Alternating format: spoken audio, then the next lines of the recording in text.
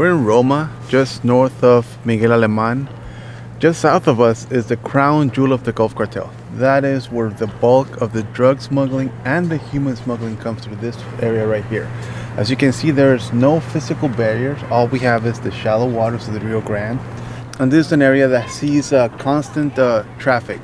This city over here, Miguel Alemán, has been the scene of numerous gun battles, where the Gulf Cartel has fought tooth and nail to hold on to this territory from an invasion by Los Zetas, and also when there's been internal fighting within the Gulf Cartel. Okay, so we spent a lot of the last few days in the Laredo sector. We are now in the Rio Grande Valley. So we're now in Gulf territory.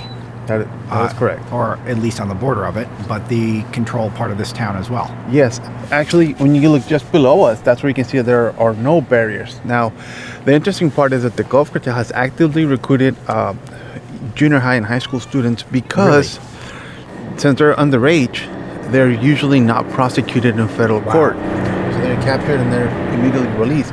Actually, they are the main drivers that go down to the river to pick up the drug loads. We'll see it in all this territory that they control. And Brandon was just talking about their use of drones.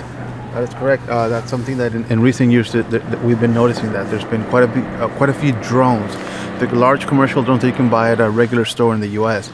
They're using them over there for surveillance. Also, as you can see, there's going to be constantly flow of traffic up and down this road. Those are usually scouts. So there's a car coming up there that's got tinted windows, even on the driver's side. We're thinking that could be a scout. It could very well possibly be one. They're constantly moving through this area.